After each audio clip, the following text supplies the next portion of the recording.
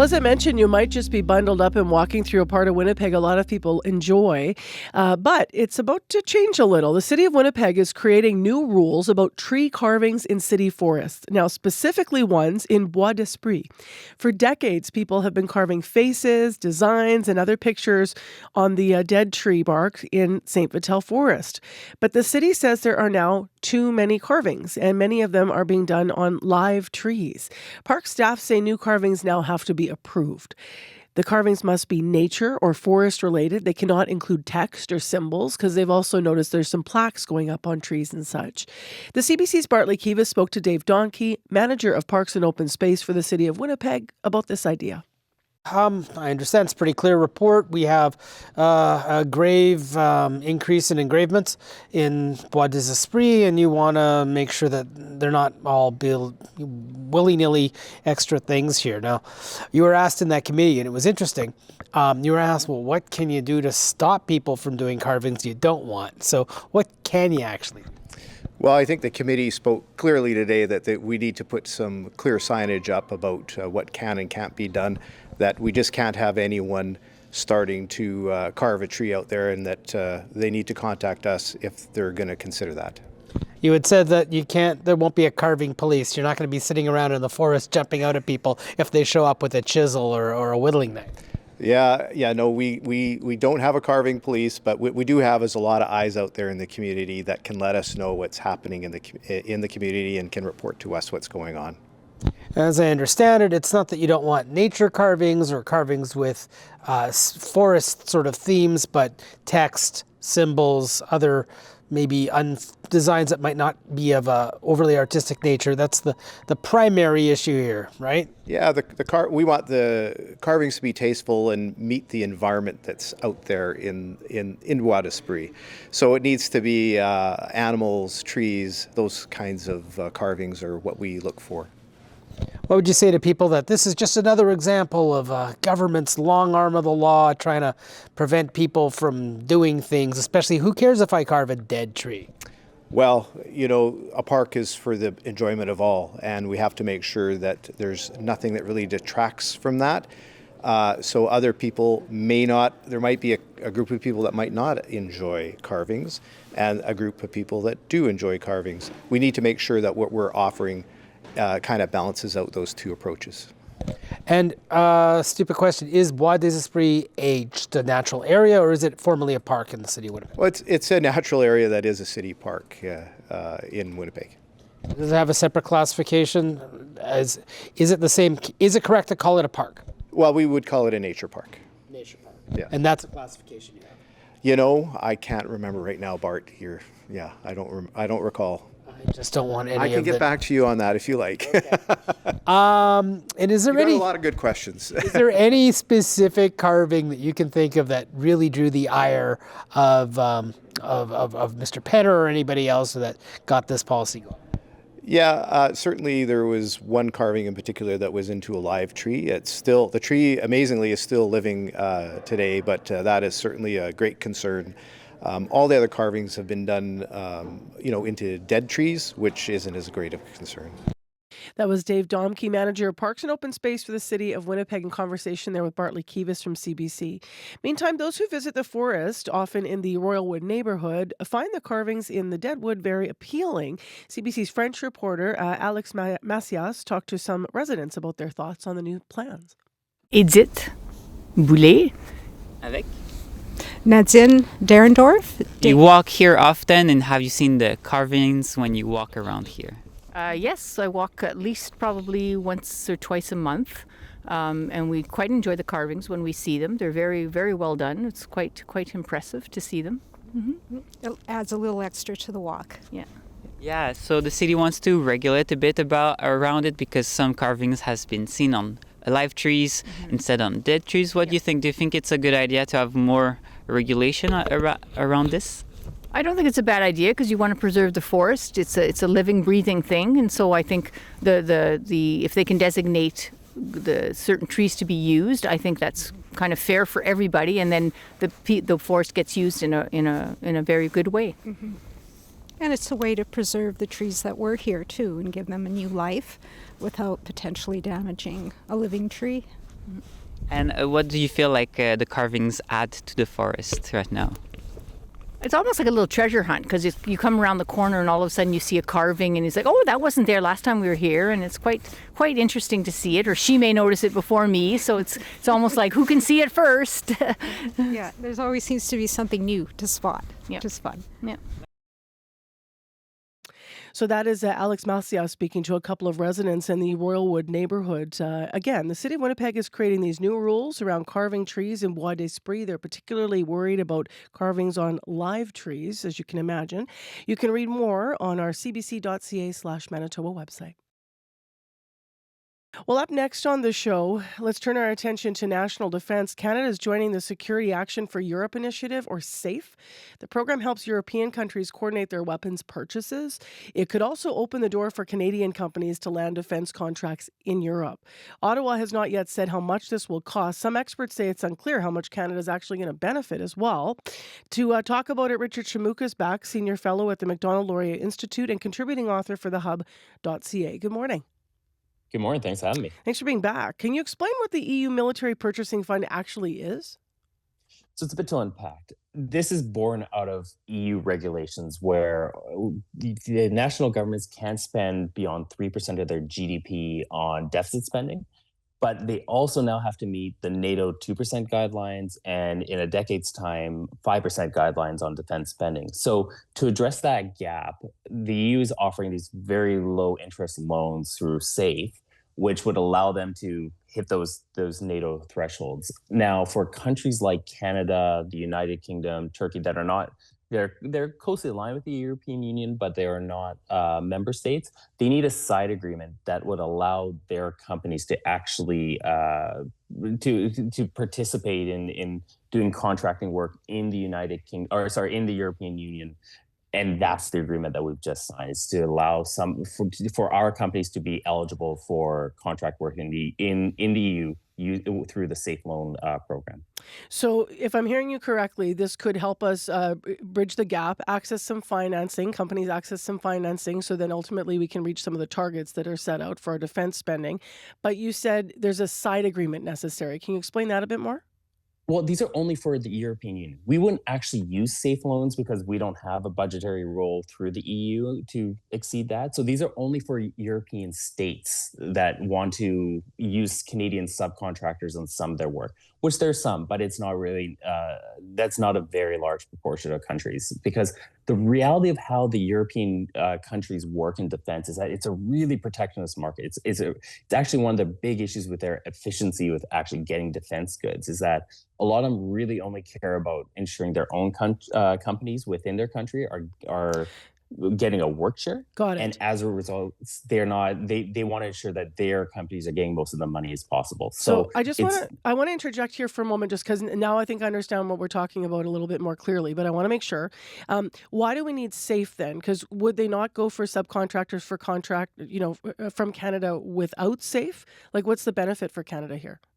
They would potentially, if a country like, let's say, Poland wanted to use a Canadian subcontract in their national budget, they're able to do that, right? But if they use a safe loan because they have to have that little gap in spending on the top, they can't use it for a Canadian firm if they don't have this third-party agreement with Canada. Okay. And so that's where safe is. So it's not even their full budget. It's only for the ones that utilize a safe loan. And for Canada's benefit, it's potentially if they want to use a Canadian subcontractor, that's when, and there's a safe loan that's involved, that's when they're eligible.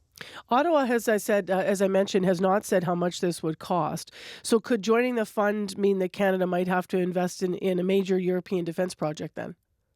In practical terms, absolutely. That is the only way this will likely work for most projects. Because, again, I was saying before, with the work share arrangements, where a country like France specifically really cares about making sure their own firms are getting as much business as possible, they're not going to use a Canadian company unless Canada's actually buying, is in that program. They're buying the same goods at the same time and has a pre-existing agreement. So the reality is that this is going to have to come with Canadian buying, literal billions of dollars worth of goods for this to actually start making, monetary sense in Canada.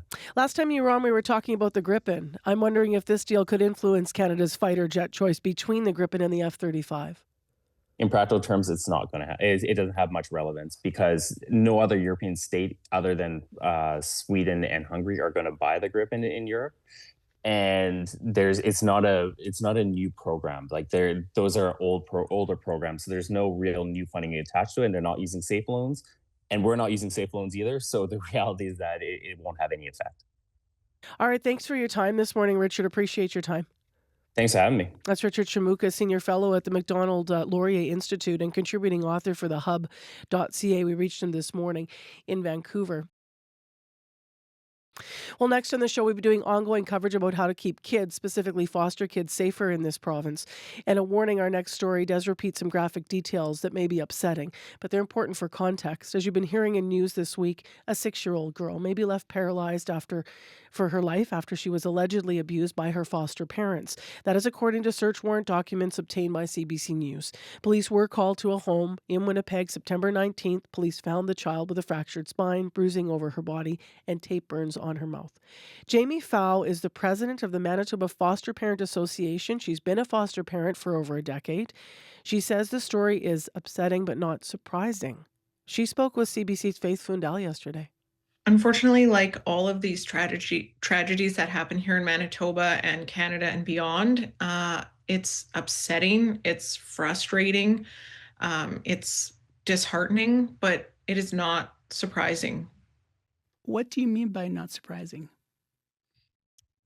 Manitoba in particular, we just do not have a system in place that provides adequate support, information, funding, training to its foster parents and kinship parents. In this situation that we're talking about, it is a kinship family, but we don't provide enough support along the whole base of support for foster parents here in Manitoba. And so when we don't have capacity to respond to the needs of the complex needs of children in care and be trauma informed, it is setting everybody up for failure.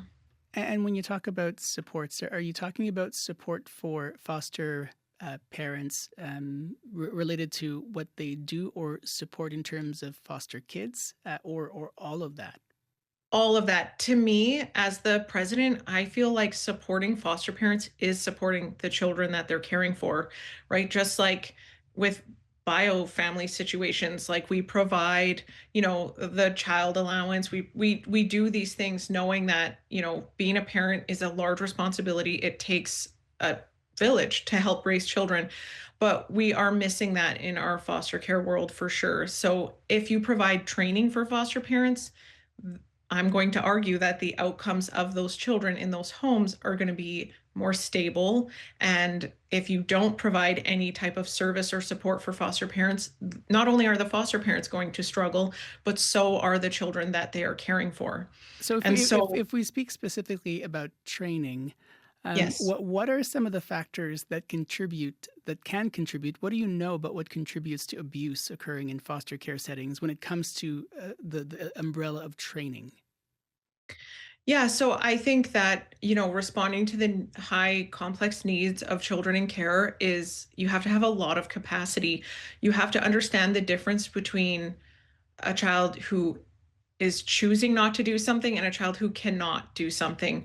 And when you flip that paradigm and when you become more of an advocate and an investigator into the behaviors of that child, you are going to respond in a wholly different way than if you are under the assumption that this child is doing this to cause grief or to make you upset. So when you talk about complex needs, you're talking about really appreciating from research and from what is known out there about why a child might be acting in the way that they are and what that intention might be.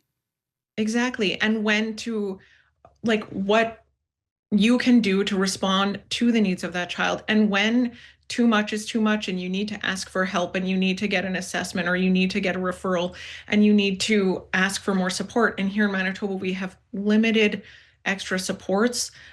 We have foster parents are truly helping each other. We're lifting each other up. There is no other option. There's no mentorship program, there's no training, there's no centralized place that foster parents can come aside from the newly founded Foster Parent Association. There was nothing before that. That idea of understanding why a kid might be doing something, why is that important? Why is knowing whether a kid is doing it on purpose or if it's because of a bunch of other things, why is that important? I think it's, that's the basis of trauma-informed care, right? Coming from a place of curiosity, of compassion, of protection. And so when foster parents come from that lens, and I can just say from my own experience, we became foster parents almost 15 years ago. I had no training or understanding of the system, and neither did my partner, Kevin. When I went back to school in 2013, I did my undergrad in psychology. I learned about the brain. I learned about trauma-informed care. I learned about approaches that were more successful. And so I became a whole new foster parent. And that is when I started advocating for training, because I had a bigger capacity to respond to the needs of my children. And that was not only rewarding for me, but incredibly, it just changed the nature of how we parented. Jamie, not everyone is going to have the same training like you do. Is the problem here vetting? What do we know about the vetting process? Oh, and that is definitely part of the problem as well. And I can say that because Manitoba, we are the most underfunded and unsupported foster parents in the country. And what we have found year after year is foster parents are either quitting their positions or downsizing. We went from a 4-placement home to a 1-placement home. And largely because we can't afford to foster. I mean, you're losing money generally. Lots of foster parents in this province get $24 a day to foster children and to cover the expenses. And as you can well imagine, that doesn't cover the costs. So we're losing good foster parents who have experience, who have been reliable and consistent. And agencies and all 4 authorities are becoming more and more desperate for foster parents. So I don't know for sure, but I am assuming sometimes these placements are being rushed. Sometimes foster parents are hired without, I guarantee you they have their criminal record check and their child welfare registry, but it needs to go well beyond that in terms of, is this person or people capable of raising high needs children in this province? Not just raising, but raising to promote positive outcomes. And if not, do those security checks, your criminal record check, your vulnerable services sector check, do those give the answer of can this person do that? No, I don't think so at all. I think those are necessary checks, absolutely, but that is like the tip of the iceberg of what actually needs to take place. And if we had a training program where foster parents had to go through prior to becoming licensed, you would see these red flags week after week of maybe foster parents answering questionnaires in a problematic way or just making comments. And that would be the opportunity to pull them aside. And then you would have an indication of, okay, this foster parent is willing to learn, ready to change, has potential or not. And if they're not, let's not hire them. The province's Families Minister, Nahanni Fontaine, characterized this case as abominable abuse, and that an internal investigation is underway. How confident are you that investigation will rise up some of the problems that you've described? Oh, I'm very confident the findings will show the red flags that foster parents have been screaming about for a generation. Do you think anything will change when that happens? Unfortunately, I have low hope because we have had these reports. We have had significant number of children, vulnerable children in care, either unfortunately lose their lives or become gravely injured. And many reports come out with recommendations and very few of them are followed. So that's the key. I don't want another report with recommendations. I don't want another investigation. I want us to look at the recommendations from the significant number of reports that have been written in the last decade and start following those recommendations. Do you have any plans on meeting with the Families Minister to make those demands? Yes, for sure. And I will say, like, the Minister of Families and her department has been in contact with me over the last few months. And that is a channel that is so important and necessary to, when there are issues going on with foster parents, to have that open channel. And I truly, really do appreciate that opportunity. Jamie Fowl, president of the Manitoba Foster Parent Association, foster parent for over a decade. Lots to think about in that interview with Faith Fundell from CBC on our ongoing coverage. Well, if you have been in the baby food aisle of your local grocery store lately, you might have noticed that baby formula is often locked now behind a glass door. The price has nearly doubled. Doubled since 2017. This is food. And affordable baby formula is very hard to come by. In Winnipeg, for the first time, Villa Rosa says they're struggling to find enough for the young moms and babies in their care. The organization in Winnipeg helps house young parents through pregnancy in the first few months following birth. For years, they've relied on donations, but now they've had to start buying it themselves. Carolyn Eva is Villa Rosa's executive director and joining us live via Zoom. Good morning. Good morning. When did you first start to notice that, baby formula donations were, becoming a challenge? This has been an issue for us for on and off for about a year. We used to have a number of groups that regularly donated, community people that would often just pop in with a can. We have a lactation consultant. We encourage breastfeeding, and lots of our moms do breastfeed, but right now we have a record number of babies. We have 14 babies, mostly under 2 or 3 months, and breastfeeding doesn't work for everyone. So we do provide formula for the first couple of months. Most of our moms are living in poverty. They rely on their child tax credit, which when you have a baby, it doesn't come for the first few months. So it's a struggle. How short are you right now? Right now, we're going week to week. Somebody did drop in yesterday with some. Sometimes it depends on different varieties.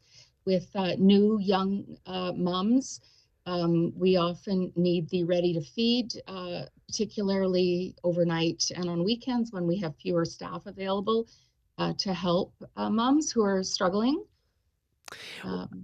When you think about the reasons donations may be down, how are you making sense of it?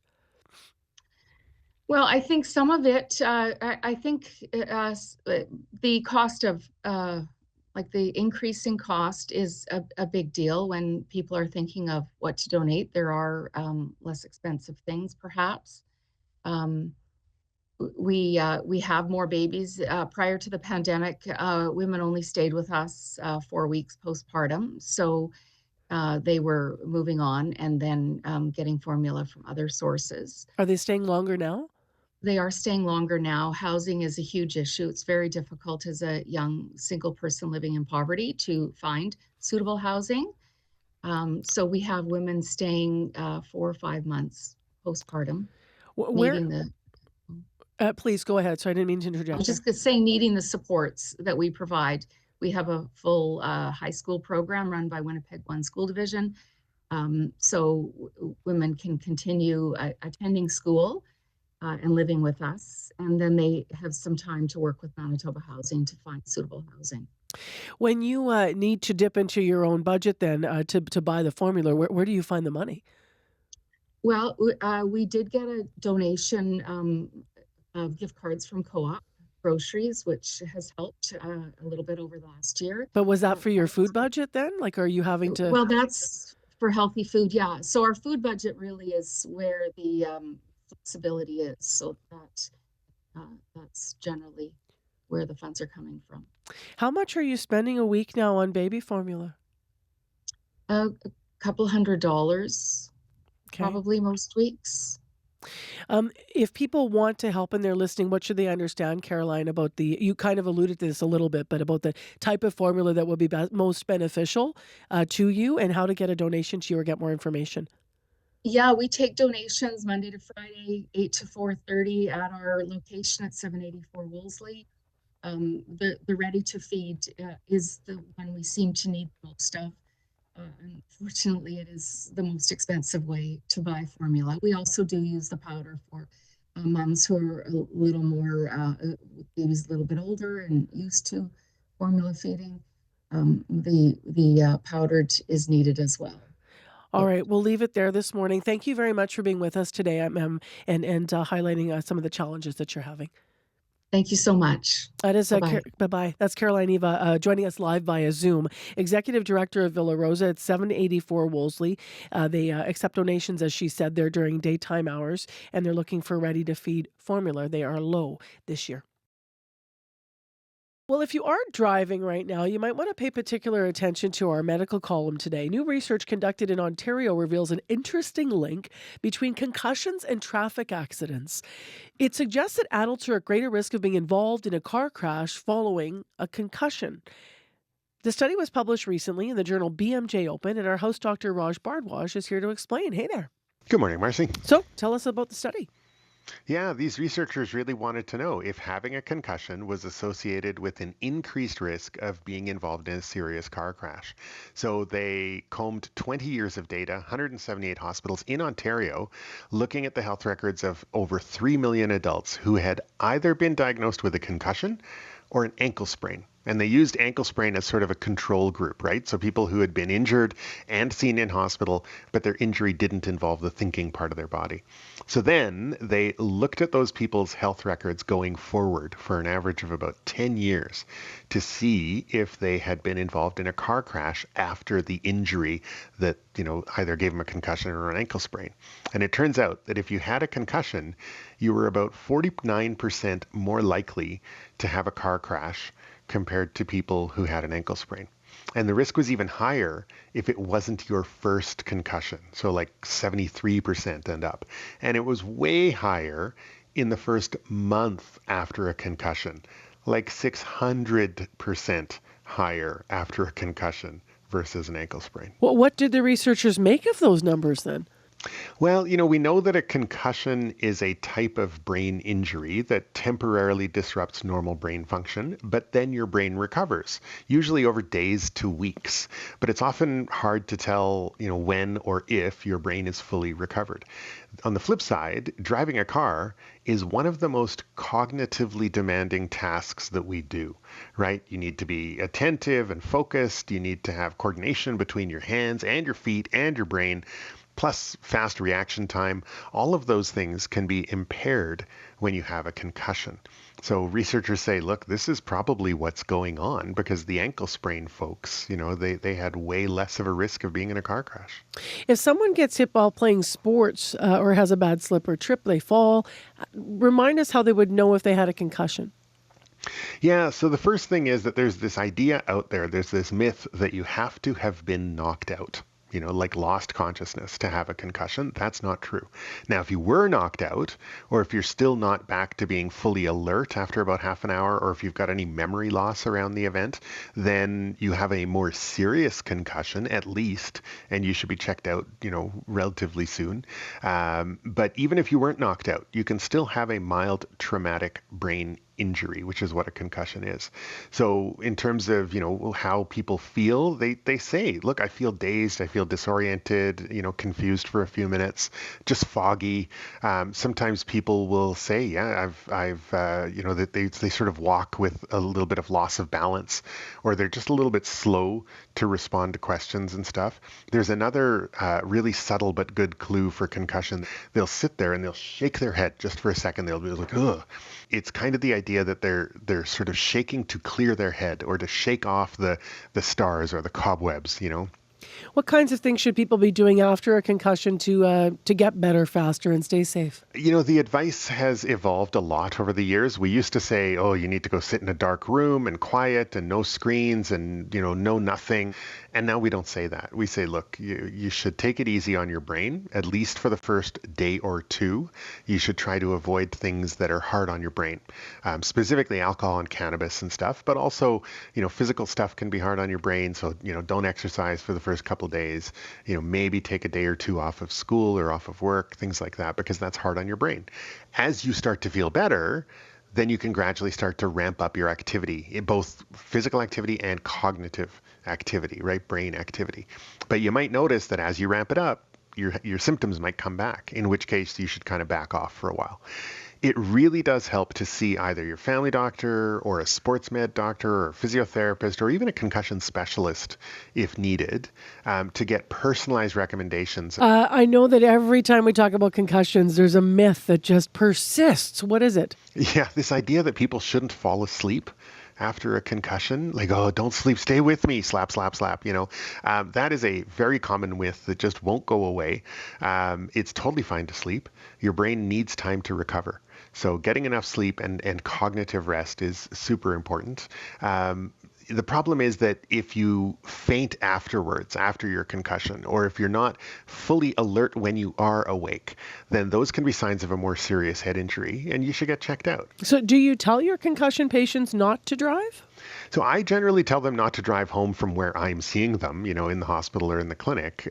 Driving home after a concussion would kind of be like running home after an ankle sprain, and you obviously wouldn't do that. So most concussion guidelines advise not to drive for 24 hours. But this study says, look, the risk is elevated for the first month, which is in line with how long we figure full recovery from a concussion often takes. So based on this study, I'm going to start saying, yeah, don't drive home today, but also there's this evidence that there's this increased risk of car crash in the first month after a concussion, especially if it's not their first concussion. All right, Dr. Barbwash, thank you. My pleasure. You will regularly hear our CBC medical column here at this time every Wednesday morning at 7:40 with our host doctor and columnist Raj Bardwash. Next on the show, Premier Wab Kinew says Manitoba kids deserve to feel safe in schools. As you've been hearing this week and in the news this morning, the province is committing an extra $500,000 to help schools review their emergency safety plans. This comes after a child was grabbed by a stranger in the washroom at Darwin School last week. It's believed the man hid in a washroom stall after entering the school. Kinew is now directing all schools in Manitoba to implement controlled access plans and consider adding more school resource officers. Here's some of what he said at a media conference on Monday. Nothing else matters unless our kids are safe. What happened at Darwin School last week should never happen. Every child deserves to grow up free from harm and free to be who they are. My thoughts are with this child and their family. I also want to speak to parents out there, including the parents of this young child. You are right to trust that your kids will be safe at school. You're making the right decision every day when you send them to class so that they can grow and learn and that they can reach their full potential. And the expectation that when you send your child to school, that they will be safe, is a fundamental guarantee that our society must uphold and our government must make good on. Immediately, we've given money to the Manitoba School Boards Association for every school in Manitoba to look at their safety plans and do what needs to be done in light of what happened last week. We're encouraging schools to implement controlled access if they haven't already. And we're approaching this in a way that I think understands that the way a school in Wawanesa or Wiboden responds to what happened last week might be different than a way a school in Winnipeg responds. We're also going to work with communities and with law enforcement across the province to support the presence of school resource officers in Manitoba, as well as other security options that fit local needs. Now, while some schools in Manitoba have school resource officers, not all of them do, and some have said they're ineffective. A report by the Louis Riel School Division in 2021, you might recall, found that having officers in schools led to increased risks and feelings of fear and discrimination for some students, specifically among Black and Indigenous students and people of color.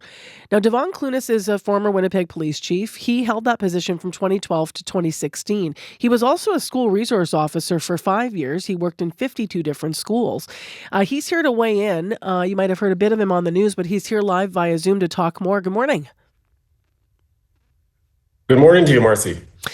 So what do you think of the idea of adding more resource officers in schools? You heard there what the Premier was saying. Yeah, absolutely. Let me say fully, I wholeheartedly agree with the comments by the Premier. And I think it's a very profound stance that he's taken because we know in the recent past, people have just not been able to come out and make such a statements. I personally agree with having school resource officers in schools. And it's not just about having officers in schools. What we're talking about here really is the social safety network that we want to put in place for young people. We're talking about really a fundamental shift in society. Police officers, teachers, parents, all of those entities are here to help create a healthy learning environment for our young people. And the rhetoric in regards to it being a disproportionately negatively impacting Black and Indigenous students, I think it's something that we really have to look at. We certainly don't want any sector of our society navigating school life or society being fearful of the police. And I think the best place for us to start building that real healthy relationship is in elementary school, in high school. So this is a really important step for us to take. It's interesting because, that report that we were citing, the Louis Riel School Division in 2021, finding officers in schools led to increased risk, feelings of discrimination. I know you've shared before that when you were younger, you were afraid of police officers. What kind of an impact did relationships with police have on you then? Oh, a significantly positive one. As I said, typically what I would see in terms of the relationship between people like myself and police was what I saw on television. And think about how many young people are being socialized today. It was when I finally had the opportunity to sit down and speak with a police officer face to face, I realized what I was seeing or what I was hearing was not the truth. So it really is important for us to sit down and have these conversations. Now, you've mentioned that one report. I can bring forward some very robust reports that have been done across this country that say otherwise. So I think what I'm trying to say is that we need to sit down and have a very meaningful conversation, have a dialogue, determine what do we want for our young people, what do we want for society moving forward, and what is the best way that we can construct something that will work for all of us. As I said, we know without a shadow of a doubt, currently what we have in place is not working. It is time for us to come back to the table, reevaluate, and look at the outcomes that we're trying to achieve and devise an SRO program that's going to meet all of our needs. And I know that's wholeheartedly possible. Some people might be thinking that if there were an officer in the school, in this case, the case, that led us to have the conversation this morning, that effectively this still could have happened. I wonder what your thoughts are on making the school environment safer overall, because there are other things that they could look at, right, in terms of enhancing those safety plans. Oh, absolutely. And again, I can't really comment on this specific incident because I don't know what type of measures they have in place at Darwin School. Certainly, they're going to be examining that. But as I said, this is not just a conversation about police officers in schools. It is about the type of society that we're trying to build. And as I said, the whole mindset that a student or any member of our community needs to be afraid of the police is something that's really challenging as I look to the future of a society that we want. I want every single person in our society to realize the police are here to protect you. The best place for us to start is with young people because, as I said, for us to say to children, you need to be fearful of the police. Imagine that. They grow into teenage years, into adulthood. At what point do you think suddenly they're going to realize that if I'm in need, I can reach out to that police officer? We're setting ourselves up for a very difficult, very negative, very destructive paradigm moving forward by telling young people that they need to be fearful of the police. I think that's a fundamental shift that we need to make. We need to look at this.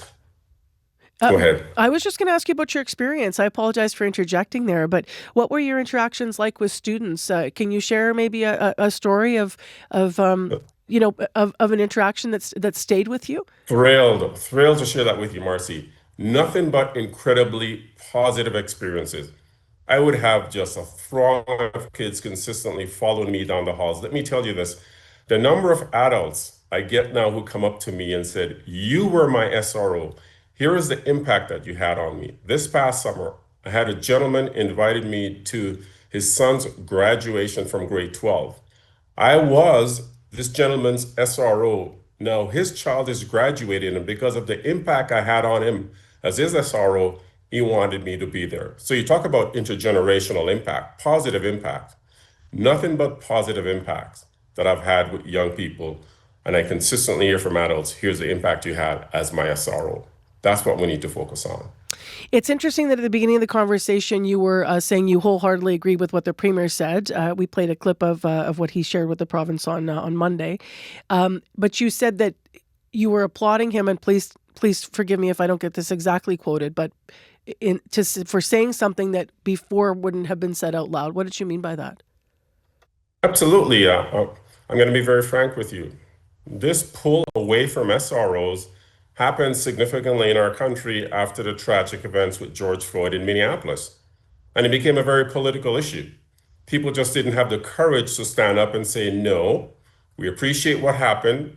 It was atrocious, but we can't simply paint all SROs, nor can we paint police officers with that same brush. And it became a political issue. And so I do applaud our Premier for standing firm and not abiding by political correctness, but saying what needs to be said and doing the right things in the best interest of our young people and of community and of the broad society. We need more elected officials to have that type of courage. Thank you for your time this morning, Devon Clunas. Appreciate your perspective. Thank you very much. Take care. You too. That's Devon Clunas, a former Winnipeg police chief. He held that position from 2012 to 2016. He was also, as I mentioned, a school resource officer for 5 years. He worked in 52 different schools. If you want to weigh in, 204-788-3205. Well, up next on CBC, we've been talking a great deal about road safety, speed management, and keeping pedestrians safe, and quite frankly, for many years in our city of Winnipeg. And we have talked about it recently on the show because 9 pedestrians have been killed on Winnipeg roadways this year alone. Winnipeg Councillor Janice Luke says she believes we need to be more direct when it comes to making people better drivers. We can put all this infrastructure we want to change the built environment on the road. But think about all our roads. Think about the amount of money this is going to cost. We have to address speed and distracted driving to the drivers. We can put all these tables and humps and bumps and whatever on the road. It's ridiculous. We need to do more enforcement. The police can't be everywhere. We need photo enforcement. We need to look at cities and countries around the world, New Zealand, Australia, how they are curbing driving behavior, how they are correcting it. Education campaigns and enforcement. So let's turn to Australia to continue our conversation this morning and find out what Winnipeg can understand about what they've done to improve safety. Our next guest, Blair Turner, has been a road safety specialist for 30 years. He's worked on speed management change in Australia and New Zealand, but also in the UK and the United States. He's written books on the subjects as well. Blair Turner joins us via Zoom. Thank you for being here. Hi, thanks, Marcy. Thanks for bringing me to the show.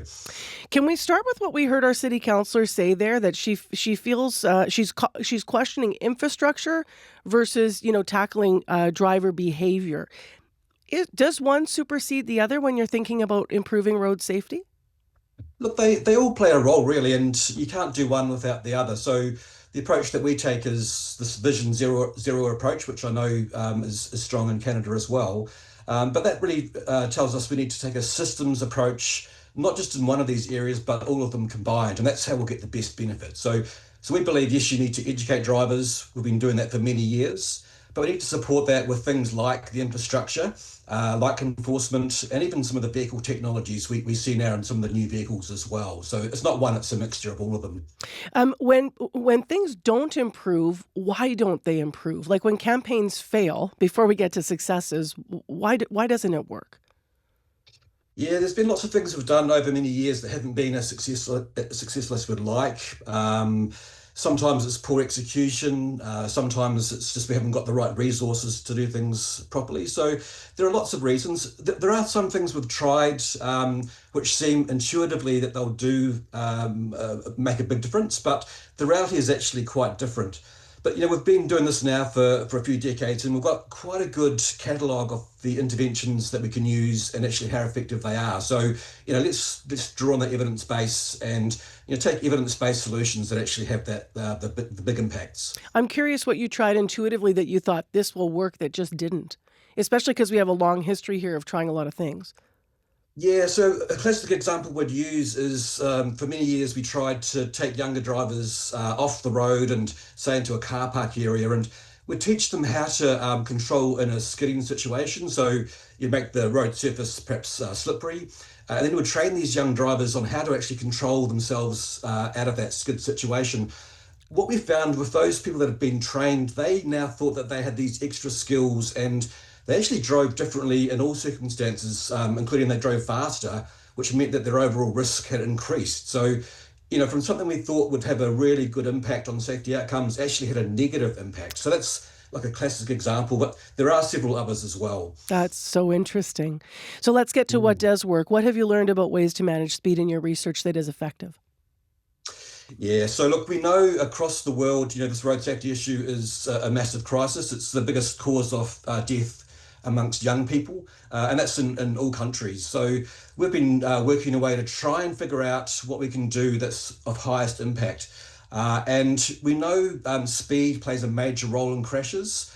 It influences the likelihood of a crash occurring. So, it takes a longer reaction distance to actually stop a car. But the other major factor here is that the severity in a crash is actually much, much greater when we're going faster. So that's why speed is such a big issue. And using that knowledge, what we're trying to do now is manage speeds to more appropriately survivable. So we know motorists will make mistakes. We try to train them, but people still are human and will make mistakes. So the idea amongst our Vision Zero safe system approach is that we put in place safe designs, so even when people do make those minor mistakes on the road, that won't lead to a fatal or serious outcome.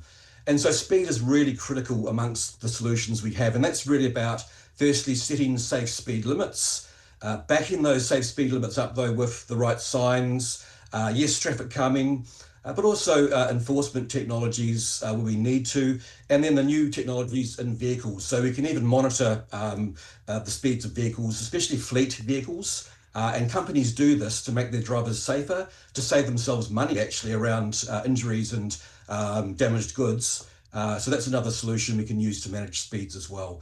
We know what to do. We know that it has a very, very strong impact. All the evaluations are very clear on this. We can effectively halve the number of deaths on our roads with good speed management, and even higher in some circumstances.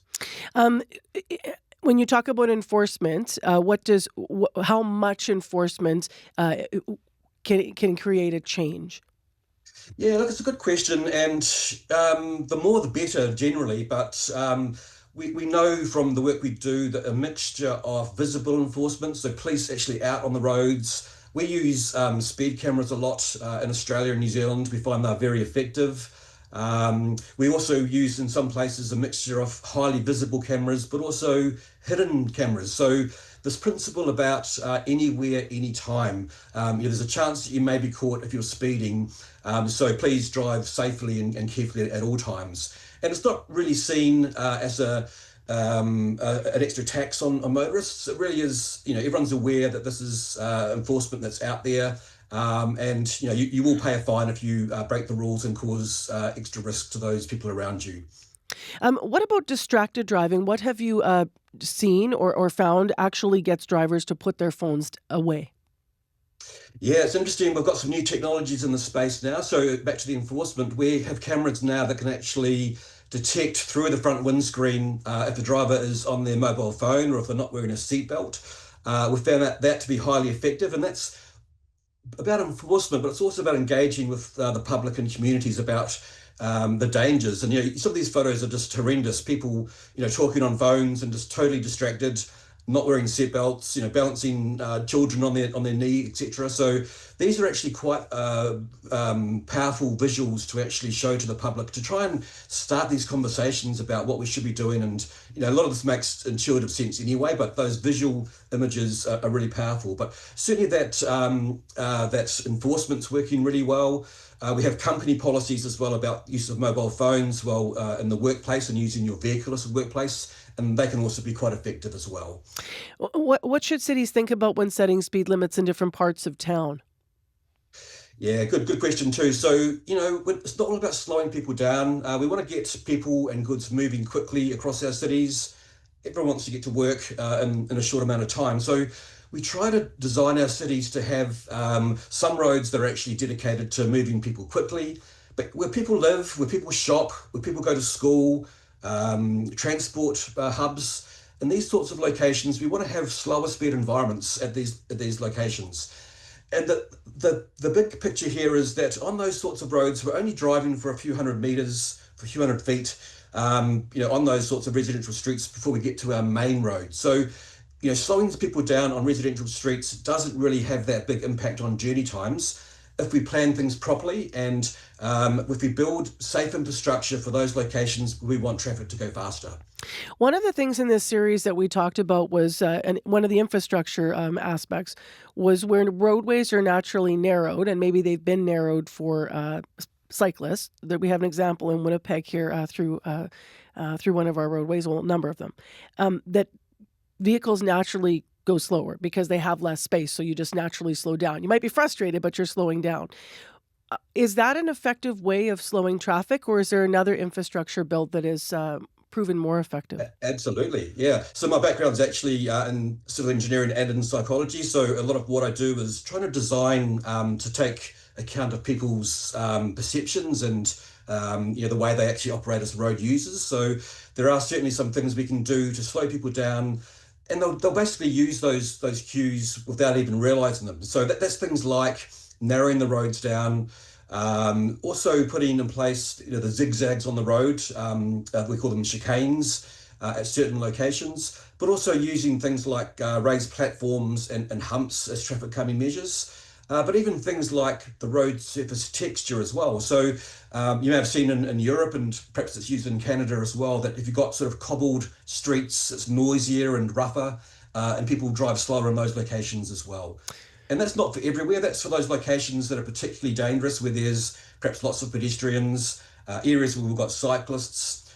In those locations, we want the traffic to go slower, and that's where we'd use those sorts of visual traffic calming devices. I'm thinking about when you're on the highway here in Canada, you'll move to, if you veer out of your lane, you feel that bump, bump, bump underneath, and it naturally makes you go, whoa, I'm out of my lane.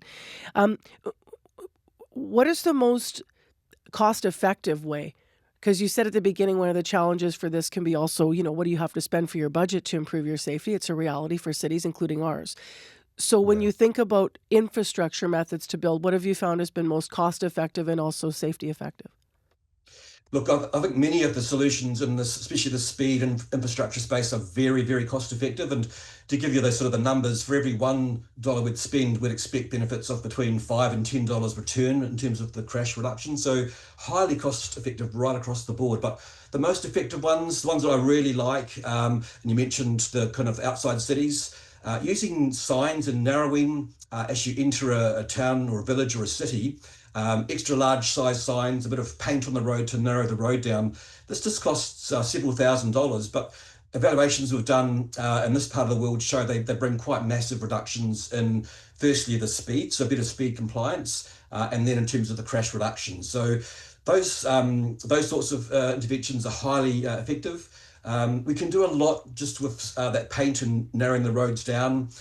Those bumps you mentioned, the audio tactile lines, we often use wide centre lines and those audio tactile lines together to narrow the lanes down on both urban roads, but also outside of our cities on those lower quality roads where we know people shouldn't be driving at the high speeds. We put in place a lower speed limit at those locations and support that through these sorts of lower cost measures. So they're all kind of the tools in our toolbox that we know about. And we do know how cost effective they are. We do know the benefits, and we do know where to use them, where not to use them. What you're talking about here, I believe, is under what you call the Roads for Life framework. Is that right?